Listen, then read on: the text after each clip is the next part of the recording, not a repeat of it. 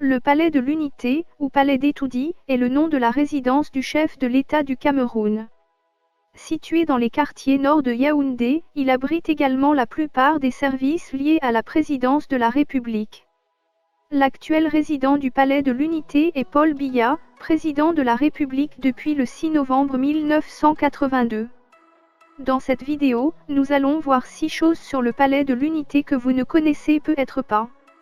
Avant de commencer, je vous invite à liker la vidéo et de vous abonner si vous êtes nouveau. On commence.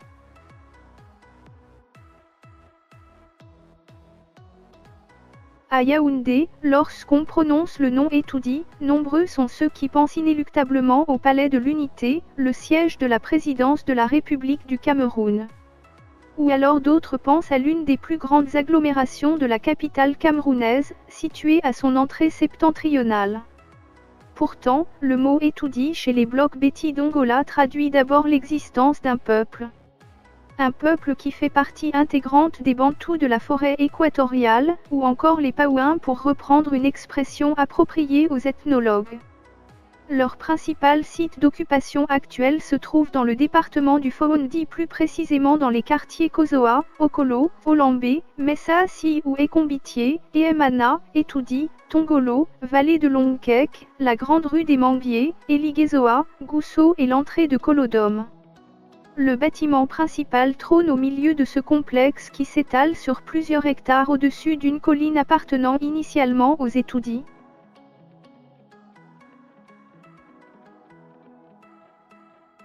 Le palais de l'Unité a été dessiné par l'architecte franco-tunisien Olivier Clément Kakoub.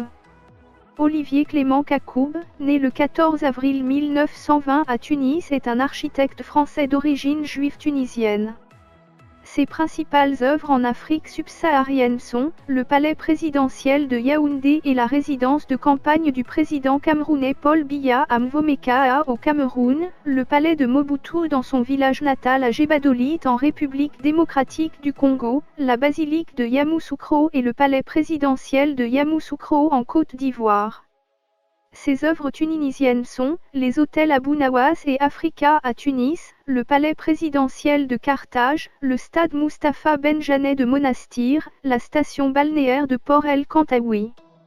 En France, on lui doit le palais des festivals à Cannes, le palais de la Méditerranée à Nice, la Cité internationale des arts à Paris, l'université d'Orléans et le parc de Passy. L'architecte franco-tunisien a été lauréat du Grand Prix de Rome en 1953. Il meurt le 27 avril 2008 à Paris à l'âge de 88 ans.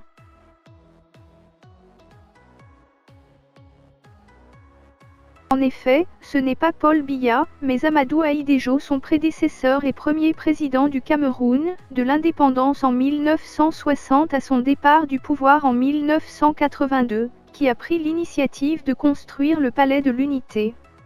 200 milliards de francs CFA du contribuable ont été investis pour la construction de cet édifice dont l'actuel résident est le président Paul Biya. L'ancien président Ahidjo a inauguré cet édifice aussi somptueux que luxueux, qui se révèle une véritable forteresse, moins de 4 mois avant son départ du pouvoir en novembre 1982. Le bâtiment, site touristique pour son immensité et sa beauté architecturale, est interdit au public. Le président n'y reçoit que des officiels triés sur le volet, et quelques privilégiés lors d'une soirée de gala organisée au soir du 20 mai, jour de la fête nationale.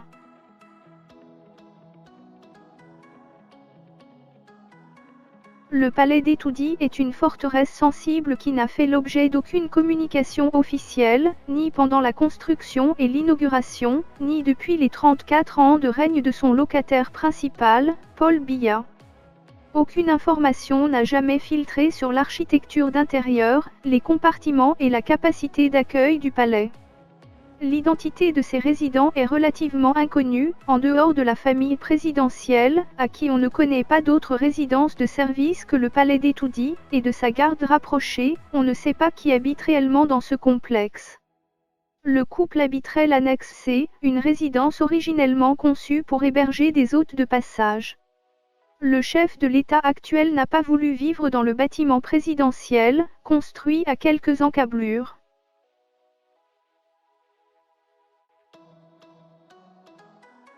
Comme de nombreux palais présidentiels, le bâtiment principal est équipé d'un univers souterrain et d'un bunker, construction souterraine très protégée, où le président Paul Biya se serait réfugié lors du coup d'État sanglant du 6 avril 1984, au tout début de sa présidence. Le palais dispose d'un héliport et des cours de tennis.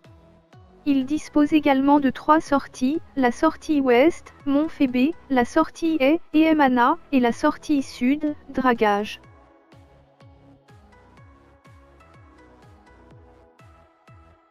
Deux incidents importants rapportés par la presse illustrent des difficultés liées à la nature et à la maintenance des installations. Le premier incident est l'écroulement d'un pan du mur du palais, dans la nuit du dimanche 14 au lundi 15 septembre 2008, sous l'effet de l'érosion due au temps et surtout aux grandes pluies qui se sont alors abattues sur la capitale camerounaise. Le deuxième incident est un départ de feu. La présidence de la République du Cameroun est passée, le 11 juin 2012, à côté d'un incendie généralisé. La centrale électrique du palais, infrastructure sensible et stratégique d'une capacité de 15 000 kW, a manqué d'être le point de départ d'un déluge de flammes, selon la presse locale. À cette époque, à en croire certaines sources bien introduites, le palais serait malheureusement en état de délabrement surprenant. Hormis les appartements, les bureaux et les autres rayons strictement réservés au couple présidentiel et à ses proches collaborateurs, le reste des compartiments serait assez mal entretenu. Voilà, c'est fini. J'espère que la vidéo vous a plu. Pour plus de vidéos, veuillez vous abonner à ma chaîne. Merci et à très bientôt.